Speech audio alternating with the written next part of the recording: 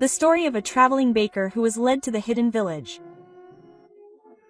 Pacardo, a traveling baker who has been in this profession for more than 15 years, has always been known as a simple man full of enthusiasm. Every day he travels from village to village on his old bicycle, carrying a large basket filled with bread that he makes himself. That afternoon, as usual, Pacardo was walking along the village streets after selling almost all of his bread. However, there was something different. That day felt quieter than usual, making the atmosphere feel gloomy. In the distance, a thin fog began to cover the road like a white veil that hid what was behind it. When Pacardo walked along the small road that he should have recognized, he realized that the direction he was taking did not feel familiar. The trees on the left and right of the road looked denser than usual. It was as if they were moving closer, creating a dark corridor that was getting longer. Where is this road going? Pacardo pedaled his bicycle slowly. He stopped for a moment, observing the surroundings, trying to find a clue. There were no houses, no human voices, only the sound of leaves rustling in the wind. The road felt quiet, too quiet. Pacardo decided to keep going, hoping that the road would lead him back to the right track. The further he pedaled, the stranger the atmosphere became. A sense of trepidation began to creep into his mind. He looked back, making sure no one was following him. However, only his own long shadow was visible stretching across the rocky ground. Ah, maybe I'm too tired, he thought, trying to calm himself, but his bike's steps became slower. As if he was hesitant to continue. That's when he started to hear a voice that made his chest pound. The voice was soft, almost like a whisper. At first he thought it was just the wind, but the voice repeated like someone calling his name. Pacardo stopped his bike suddenly. His heart was beating fast. He looked left and right. But no one was there. Who is that? He called out, trying to sound firm. There was no answer. Only silence enveloped him. Night began to creep up to replace the remaining sunlight. Pacardo decided to pedal faster, trying to leave the strange road as soon as possible. The road in front of him felt longer and longer, as if it would never end. That's when he saw something in the distance.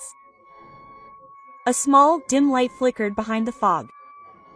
A small hope crept into Pacardo's heart. Maybe there was a house or someone there, he thought. Although fear still enveloped him, with a heavy heart he decided to follow the light. His steps on his bike now felt heavy. Not only because of the rocky road, but also because of the strange feeling that continued to haunt him. Pacardo did not realize that every time he got closer, his shadow on the ground seemed to fade. As if he was walking towards a different world. Pacardo continued to pedal his bike towards the small light that flickered in the distance. The closer he got, the more he felt that something was unnatural. The previously rocky road had now turned into slippery, damp soil. The trees around him towered taller, denser, creating dark shadows that covered the sky. The air grew colder and the smell of wet soil mixed with a strange aroma that he could not recognize. Suddenly the voice came again. Softly whispered like a gust of wind. But it was clearly audible in his ears. Pacardo stopped. His breath was ragged. Who is that? He shouted, trying to sound firm, although his voice was shaking slightly. There was no answer. Only the sound of the wind could be heard, carrying an increasingly pungent stench. He glanced around, it was dark and silent. But behind the silence, his ears caught another sound, the trickling of water. The sound sounded strange, like water falling slowly from a height, but there was no river or spring around him. Pacardo stepped off his bike. His eyes searched for the source of the sound. But instead of finding water, he heard something even stranger. like someone was following him from a distance. His heart was beating fast. Pacardo turned around quickly. But again he found no one. Only dark trees standing still like forest guards. "Oh my God," he whispered, trying to calm himself. He returned to his bike, pedaling faster this time. However, the footsteps did not disappear. The sound became clearer, closer. Pacardo felt the hair on the back of his neck stand up. He looked back while continuing to pedal. But still no one was there. "This must just be my feeling," he muttered, trying to comfort himself. But the steps did not stop. As he pedaled his bike faster, the sound of the footsteps also grew louder, as if chasing him. Pacardo began to panic. He increased his bike speed, almost riding with all his might. When he thought he had managed to get away from the voice, the steps suddenly stopped and were replaced by another sound. A soft laugh echoed from the left side of the road. The laugh was not an ordinary human laugh. The sound was cold, low-pitched, and echoed like it came from the depths of a ravine. Pacardo quickly turned his head towards the sound. But all he saw was darkness. The light he had seen earlier seemed to be getting closer, like a bright spot at the end of a dark tunnel. Pacardo steered his bike there, hoping there was someone he could ask about the way out. But he just realized that the laughter didn't stop. Now the sound came from all directions surrounding him. Pacardo stopped his bike again. This time his body was shaking. But when he lifted his head, a loud sound suddenly boomed from the direction of the trees. The sound was like a thunder that made his ears ring. Pacardo was stunned, his breath hitched, the trees around him seemed to sway. Although there was no wind blowing, the sound of the gurgling water had now changed into a heavy roar, like a great flood was approaching. Without thinking, Pacardo pedaled his bike again towards the light. However, the road ahead felt increasingly slippery and strange. The wheels of his bike felt heavy, as if something was holding them back. When he looked down, his blood felt like it had stopped flowing. On the back wheel of his bike, there was a jet-black handprint gripping it tightly. Pacardo screamed and jumped off his bike. He fell to the ground. He tried to stand up, but his legs felt weak. Meanwhile, his old bike collapsed with a loud thud and disappeared into the shadow of the dark trees. With the remaining courage, Pacardo got up and walked towards the light that now seemed brighter. Although his body was shaking violently, the sound of laughter and footsteps could still be heard faintly behind him, as if following his every movement. But he had no other choice. The only hope was that light. He did not know that the light was not a good sign. Pacardo continued walking even though his body felt weak and his breath was short. The light that had previously seemed small now grew bigger, like a lantern hanging in the middle of the darkness. The closer it got, the more strange it felt around it. The atmosphere was so quiet, even the sound of crickets that usually accompanied the night was gone completely. When he finally arrived in front of the source of light, his steps stopped. In front of him was a small gate made of old wood. The light turned out to come from a lantern hanging above the gate. The lantern swayed slowly even though there was no wind blowing. Under the lantern was writing in ancient Javanese script that Pacardo did not understand. Pacardo swallowed hard, trying to calm his heartbeat. "Is this a village?" he muttered as he hesitantly stepped through the gate. As soon as he entered, the air suddenly turned cold, piercing to the bone. The faint smell of mustiness was now stronger. Behind the gate lay a small village that looked quiet.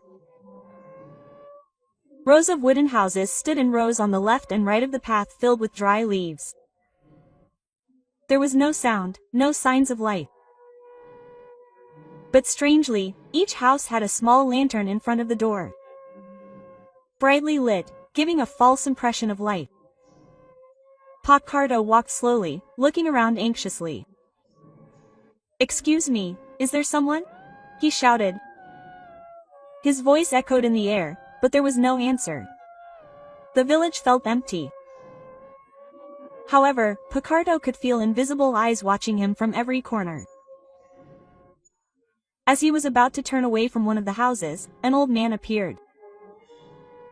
His face was full of wrinkles with sunken eyes that stared sharply. The man was wearing traditional Javanese clothing, complete with batik cloth wrapped around his body.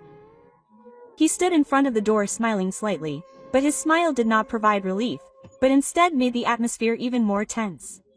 Quote, "Welcome, Mr. Cardo," the man said in a hoarse voice. Mr. Cardo was surprised. "Do you know me?" he asked in a trembling tone. The man did not answer, only nodded while gesturing for Mr. Cardo to come closer.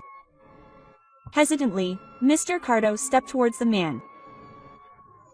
When they were only a few meters away, the man said, "It's late, sir. Stay here. The way out won't be easy to find in the dark." Mr. Cardo stared at the man in confusion. "I'm lost, sir." I passed the road that Mr. Cardo stopped his words. He remembered the sound of footsteps and the creepy laughter that had chased him earlier. The man smiled again, this time wider. "In this village all guests are always welcomed. Don't worry, Mr. Cardo." He wanted to ask further. But suddenly the doors of the houses along the village began to open one by one. The villagers came out slowly. They were all dressed in traditional Javanese clothes with flat faces and identical smiles. Their eyes were empty as if they had no souls. Mr. Cardo felt his whole body shaking. "What village is this?" he thought. But he didn't have the courage to say it. "Come in," said the old man again, opening the door of his house wide. From inside the house, the light of the lantern illuminated a simple living room. But there was one thing that made Mr. Cardo shudder. On one of the walls hung a row of black and white photos. The photos showed the faces of people with flat expressions like the villagers he had seen. The man realized Mr. Cardo's gaze. "Those were our previous guests," he said in a tone that made Mr. Cardo's blood run cold. Mr. Cardo took a step back. Quote, "I think I should go," he said nervously. But the old man shook his head slowly. "No one can leave before their time, Pacardo." Those words made Pacardo feel even more uncomfortable. He stepped back, but found the villagers already standing in a circle around him, looking at him with thin, creepy smiles. Quote, "Pacardo," said the old man. "In this village all guests must follow the rules." Mr. Cardo felt his whole body go weak. His eyes stared at the villagers who were now slowly approaching. Their smiles grew wider. He wanted to run, but his feet felt like they were stuck to the ground. In the distance, the sound of footsteps he had heard earlier was heard again. But this time the footsteps did not come from behind him, but from the direction of the village. Mr. Cardo stood frozen in the middle of the path that was now surrounded by villagers. Their blank stares felt piercing. The creepy smiles seemed to hold something dark and unspeakable. The footsteps he heard became clearer, rhythmic as if coming from all corners of the village. "Mr. Cardo." The old man in front of the door of the house called him again. His voice sounded calm, but there was a tone of command that could not be ignored. "We have prepared a place for you. It is not good to refuse our hospitality." Mr. Cardo shook his head slowly, trying to gather courage. "Thank you, sir. But I have to go home. My wife and children are waiting at home," he replied. Although his voice suddenly trembled, a woman standing among the villagers stepped forward. Her hair was long, jet black. With clothes that looked shabby, she carried a small lantern in her hand. The woman looked at Mr. Cardo with a strange smile and then said, "Go home." "There is no way home tonight, sir. The road only leads you back here." Mr. Cardo became more confused. Cold sweat began to wet his temples. He looked around looking for a gap to escape. But the villagers had formed a tight circle around him. "Why are you doing this?" "I'm just lost." Sir tried to call out, but none of them answered. They just stood still, staring at him without blinking. As if waiting for something, the old man stepped closer, looking at Mr. Cardo with a smile that was scarier than before.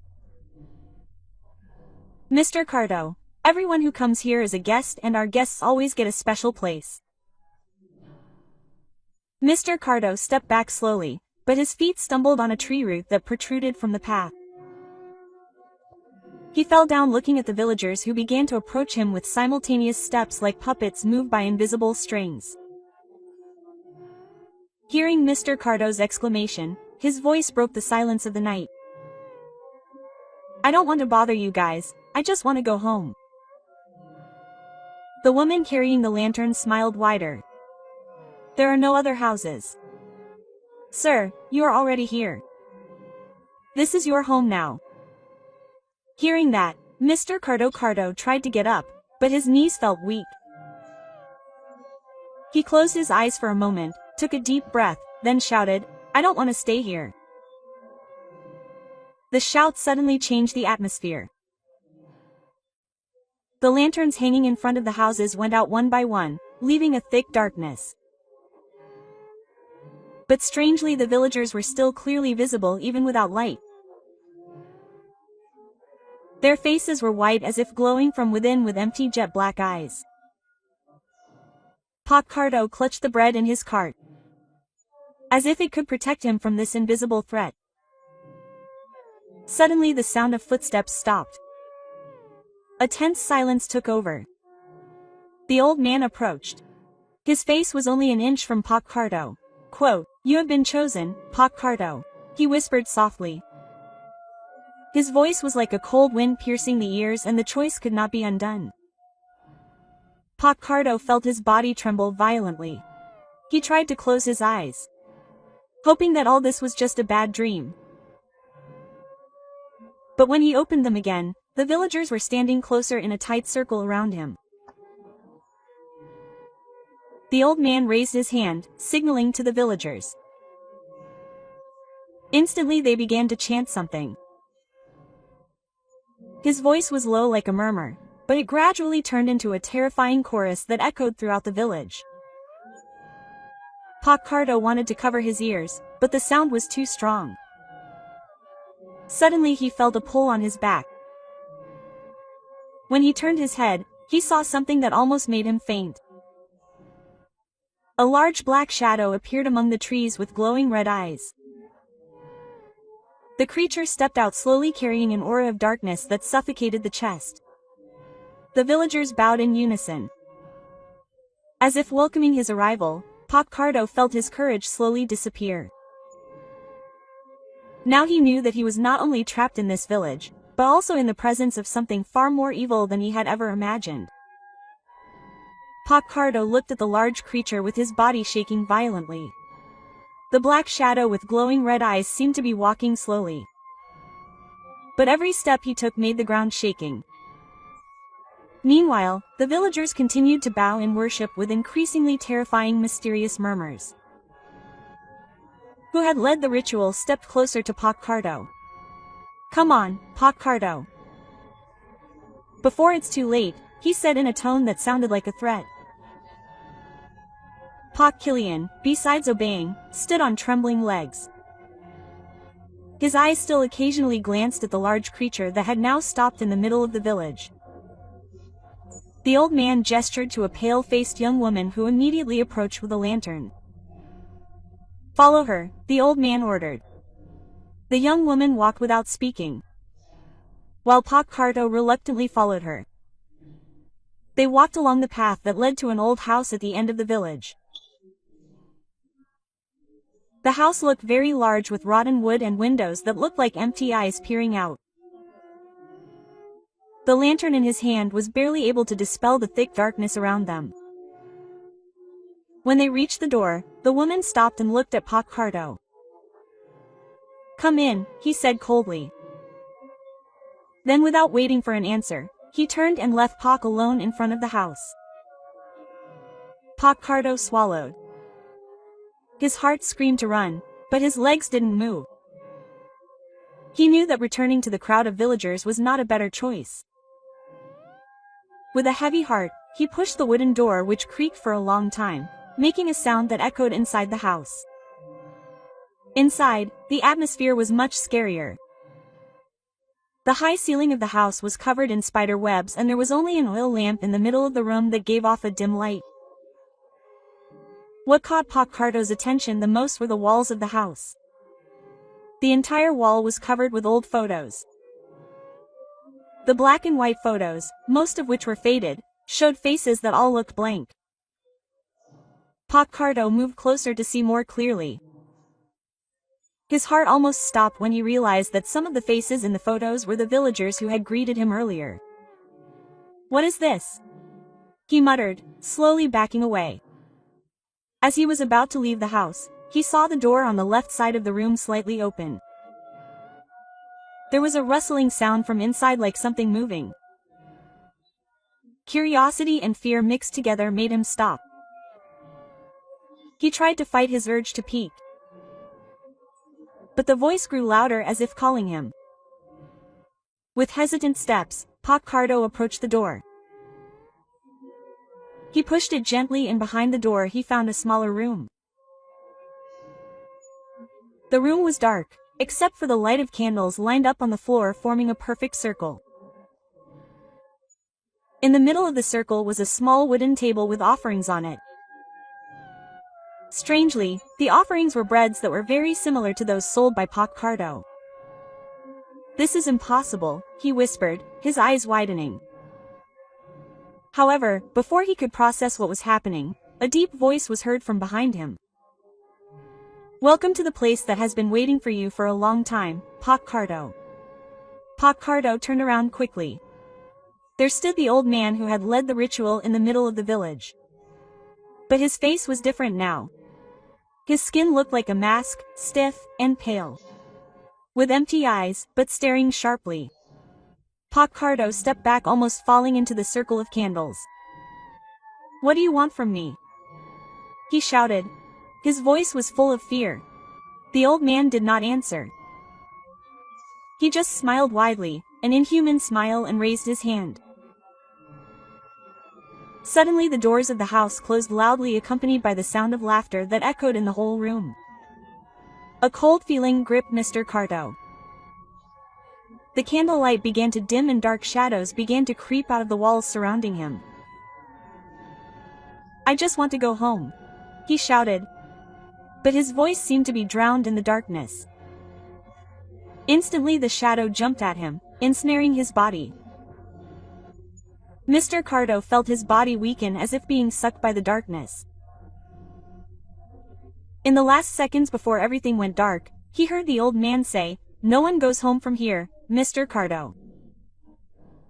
You are part of us now." Quote. Mr. Cardo woke up gasping for breath. His body was covered in cold sweat. He found himself lying in a dark room with rotten wooden walls. A small oil lamp in the corner of the room was the only source of light, reflecting scary shadows on the wall. Mr. Cardo tried to remember what happened before. He clearly remembered the old man's voice, the dark shadows that attacked him and the darkness that swallowed him. But now everything felt like a nightmare. "Am I still alive?" he muttered softly while wiping his sweat-drenched face. But before he could think further, a loud knock was heard from the door. Mr. Cardo immediately sat up and looked at the door with eyes full of fear. "Who's there?" he shouted. His voice was shaking. There was no answer. Only silence. The knock was heard again. This time it was louder, followed by a low growl that seemed to come from behind the door. Mr. Cardo shuddered.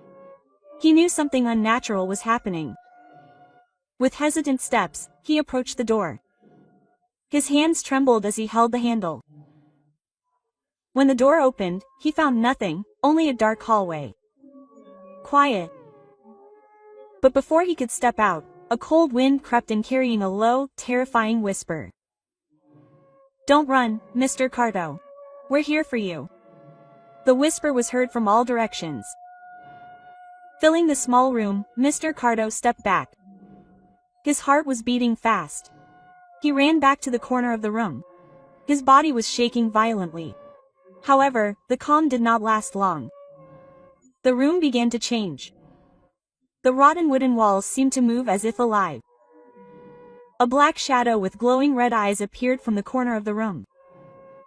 Slowly approaching him, Mr. Cardo closed his eyes, hoping that everything would disappear. But when he opened his eyes, he was no longer in the room. He was now standing in the middle of the village. However, the village looked much gloomier than before. The sky was dark, covered in thick fog. The villagers who had previously greeted him now stood in the distance, staring at him with blank eyes.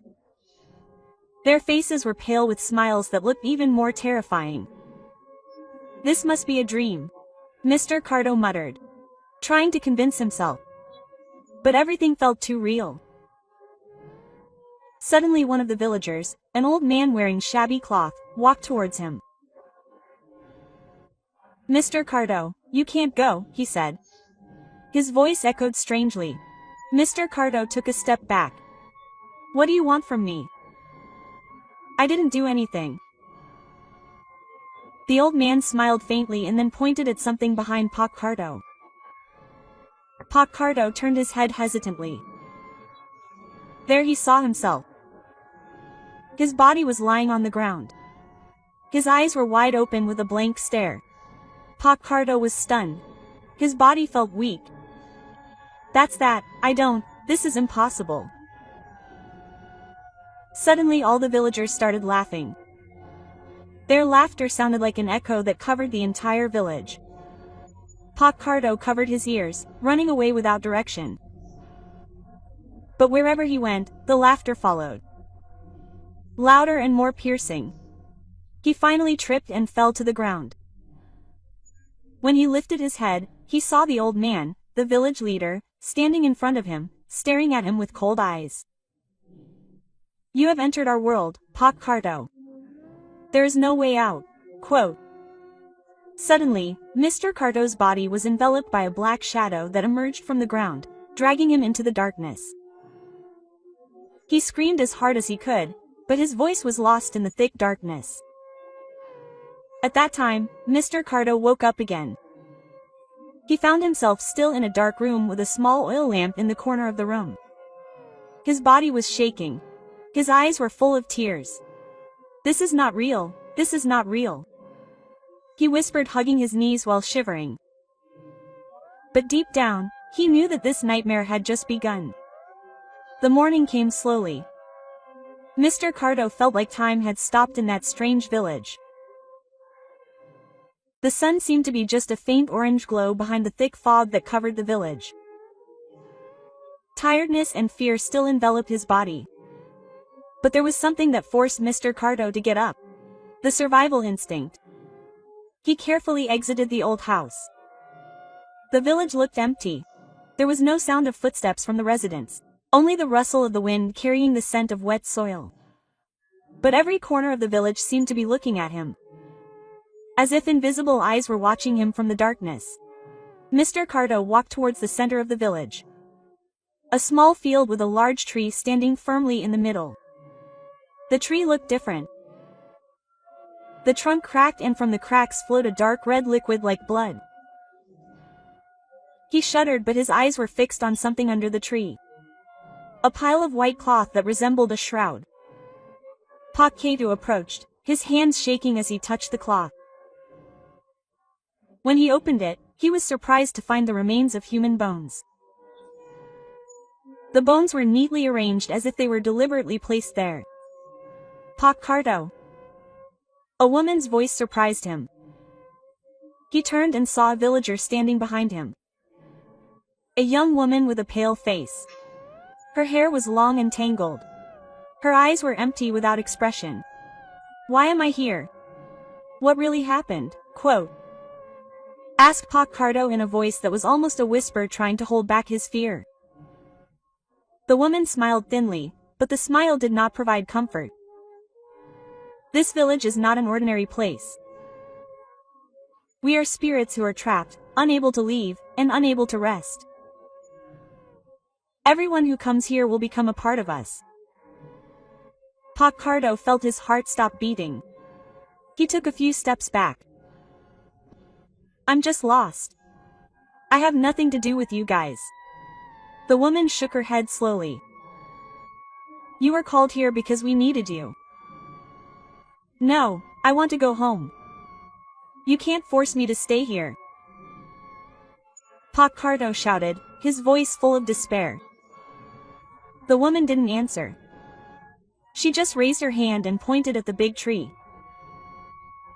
Pac turned around and saw a big black shadow slowly coming out from behind the tree. The shadow was shaped like a human, but its body was pitch black. Its eyes glowed bright red. Pacardo felt his legs go weak. The shadow approached, and every step it took shook the ground around it. "You will be part of this village." The creature's voice sounded heavy and echoed in the air.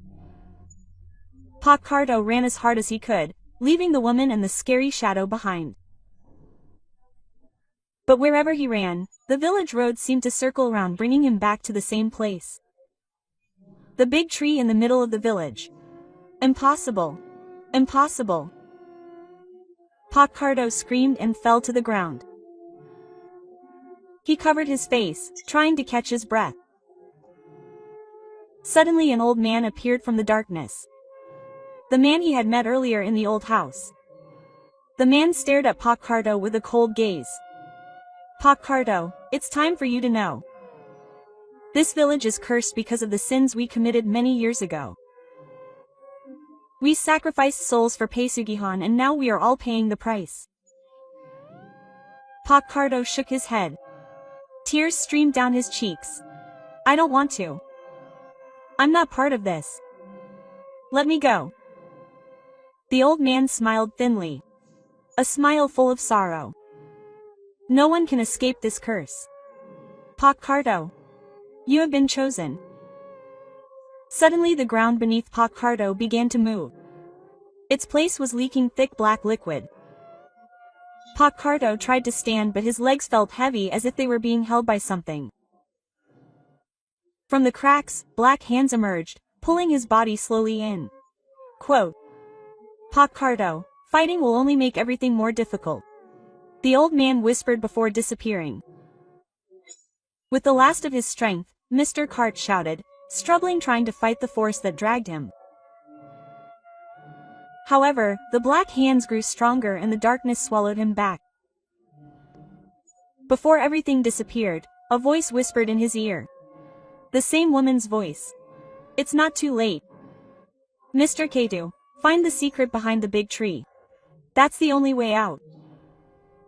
The voice disappeared along with the darkness that swallowed Mr. Cardo completely. Mr. Cardo woke up with a gasp. His body felt heavy and all around him was pitch black darkness. There was no sound, no wind, only a pressing silence. He touched the ground beneath him. It felt cold and wet like mud. Suddenly the whispering voice sounded in his ear again. The voice of the woman who had warned him about the big tree. "Sir, find the roots of the tree, destroy it and you will be free." Although his body was shaking, there was something inside Mr. Cardo that forced him to act. He stood up slowly, trying to find his way in the darkness. Then in the distance, a dim light began to appear. The light glowed like a small fire, calling him to come closer. His steps were heavy, as if something was holding his feet. Mr. Cardo looked back and he saw dark shadows that followed like vengeful spirits that did not want him to leave. He held his heart tightly and continued to walk towards the light. The light turned out to direct him back to the village. Now the village looked even more scary. The roofs of the houses seemed to curve. The shadow of the big tree looked much bigger than before and the cold air enveloped every corner. In the middle of the village, the big tree stood with roots stretching in all directions like giant hands ready to grip. Cardo approached the tree carefully. He could feel the dark aura emanating from it. The dark red liquid that had previously flowed from its trunk was now flowing faster, forming a pool around it. As he approached, whispering voices began to be heard, calling his name. "Cardo, stay here and be part of us." However, he did not care.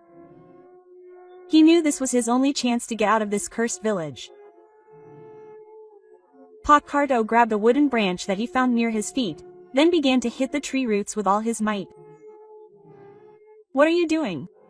A heavy and thunderous voice was heard from behind the tree.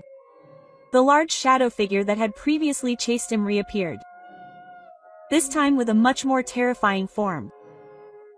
Its body now looked like a combination of a human and a tree root with glowing red eyes and sharp fangs. Cardo did not answer. He continued to hit the root.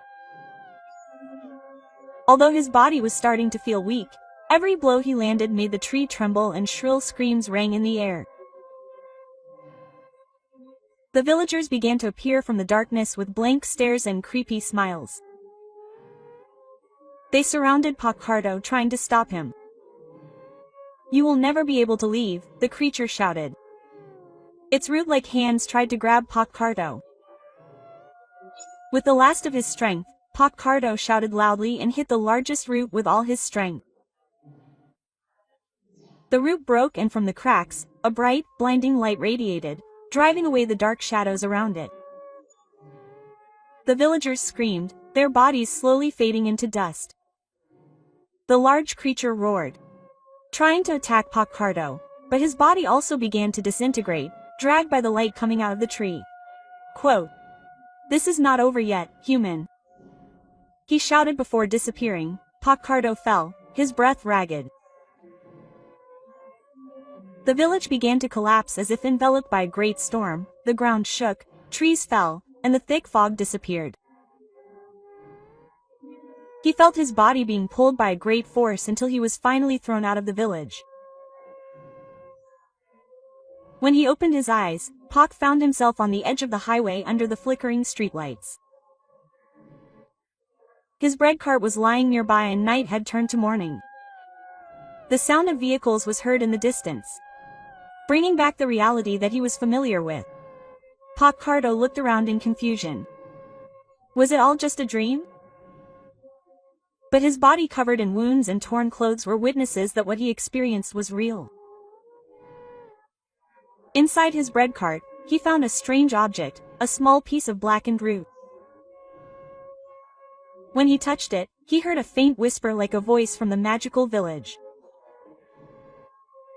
Trembling, he threw the root into the gutter and swore to never return to the path that led him to the cursed village. But as he started to walk away, a cold wind blew carrying the familiar scent of wet soil. Cardo looked back, but the road seemed empty. Cardo felt relieved after successfully getting out of the magical village. He continued his journey with mixed feelings of fear and relief. As he walked further, his steps felt heavy as if something was holding him back. The cold wind blew again. This time it brought familiar whispers. "You think you can escape from me, Cardo?" Cardo stopped suddenly. That voice, the voice of the creature that inhabited the big tree in the village earlier. Trembling, he turned his head back and his eyes widened when he saw a large black shadow floating in the distance. The shadow was shapeless, but the glare of its red eyes pierced the hearts of anyone who saw it. Cardo started to run, but his steps became heavier. The shadow got closer, dragging the darkness with it. The path that had been clearly visible before now turned into thick fog. The trees around him suddenly appeared as if recreating the corridor to the village he had just left. "Pacardo!" A voice called out from the front. He stopped and saw a woman standing in the middle of the fog. Her face was blurry, but he recognized the voice. The voice of the woman who guided him in his dream. The woman pointed to the left, where there was a small gap between the trees. Without thinking, Pacardo followed the direction. He ran as fast as he could even though the black shadow was getting closer. From behind he could hear terrible sounds, the roar of creatures, the screams of villagers, and heavy footsteps that shook the ground. The small gap led to a small hill filled with sharp rocks. Pacardo climbed with difficulty, while the black shadow tried to catch up. When he reached the top, he saw something strange. A large stone circle with ancient symbols carved on it. The woman reappeared. This time it was clearer. She looked like an ordinary human figure, but there was something that made her feel different. Her aura radiated peace, but also great power. Pacardo, this is the last point. The darkness cannot touch you here, but to destroy it completely, you must burn this object. The woman handed him an old cloth that contained the roots of a large tree from the magical village. Pacto shook his head, his hands shaking. Will this work? What if he comes back? Trust me, the woman said in a calm voice. The darkness can only be destroyed by your courage. With a heavy heart, Pacardo took the cloth and placed it in the middle of the stone circle. He lit a small fire from the lighter he always carried and slowly burned the cloth. As the fire started, a strong wind blew and terrible screams echoed from all directions. The black shadow approached, trying to break through the stone circle, but it couldn't. It went berserk, turning the surrounding trees into ashes. Pacardo closed his eyes, praying that it would all end soon. When the cloth was completely burned, a bright light emerged from the stone circle, swallowing the black shadow and all the darkness around it. The last scream was heard and then everything became silent. Pacardo opened his eyes. There was no more black shadow, no more fog. He stood on the hill, accompanied by the morning light that slowly enveloped the world. The woman had disappeared, but a prayer book on one of the stones. Courage has freed us. Thank you, Pacardo. Pacardo stared at the writing with teary eyes. He didn't know what really happened, but he felt relieved that he could finally get out of the terror that had bound him. With weak steps, he descended from the hill, hoping never to meet the supernatural world again. However, far below the forest, the remains of the black fog were still slowly spinning, as if waiting for an opportunity to return. Pacardo continued his journey, leaving the hill. The road began to look normal. Green trees, birds chirping, and sunlight warming his body. Although he felt safe, he still felt wary. The experience that night had left a deep mark on his heart. However, the strangeness returned. As he walked along the unfamiliar path, he realized that the wheels of his cart suddenly felt lighter. He stopped and checked the cart. The bread was still there. But why are these ash marks here? He muttered as he looked at the pile of black ash in the corner of the cart. Suddenly a cold wind blew hard, blowing the leaves around him. The sky that had been bright suddenly became cloudy. Pacardo felt that something was watching him even though he didn't see anyone. Keep pushing your cart, Cardo. A voice was heard faintly, almost like a whisper. Pac, there was no one. He immediately pushed his cart faster, hoping to get out of the area. At that moment he saw a signpost that said Karang Wedan village 2 kilometers. That village had been his destination since the beginning of the journey. Alhamdulillah, finally close, he said with relief. Although his heart was still filled with worry, but as he approached the village, the atmosphere changed again. The entrance to Karang Wetan village looked like it had been abandoned for a long time. The houses along the road looked dull and covered in moss.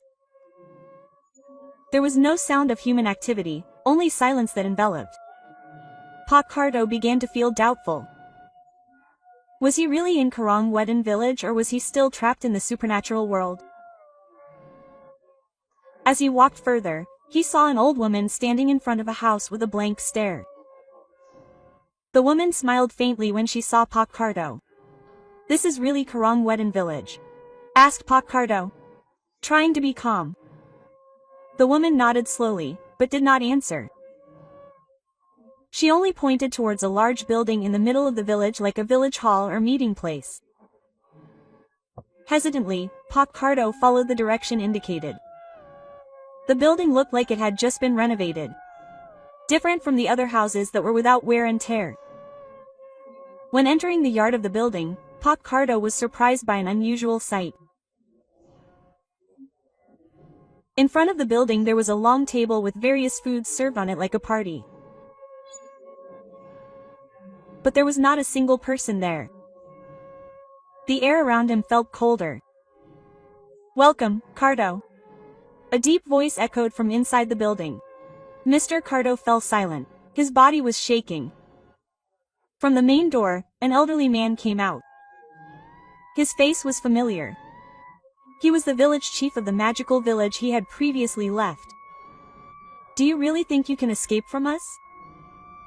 asked the man as he walked closer. His smile was terrifying. Pacardo tried to run, but his legs couldn't move. He could only stand still, staring at the village chief approaching. "We will not forget you, Cardo. You are part of us now. No matter what happens, you will always come back." Suddenly everything went dark.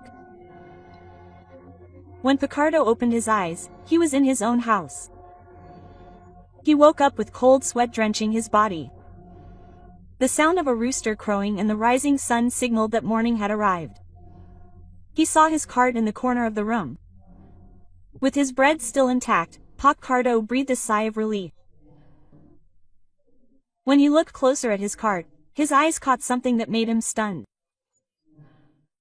On top of the pile of bread was a piece of old cloth that was partially burnt. The cloth he burned in the invisible village. Under the cloth, a message was written in blood: "You can't run away from me." Mr. Cardo froze. He finally realized that the terror was not over. The story of a traveling baker who was led to a magical village. This is a picture of how thin the line between the real world and the invisible world is. Sometimes humans unknowingly step into places they shouldn't have entered, leading them into mysteries that are not easily explained. Through Pacardo's story, we are reminded to always be careful and respect the places we visit. This world holds many things that are invisible to the eye, and not everything should be disturbed or questioned. Hopefully this story will not only be entertainment, but also a lesson for all of us to remain humble, vigilant, and not forget the existence of another world that lives side by side with us. Are you brave enough to explore again? Because sometimes the way home doesn't always lead us home.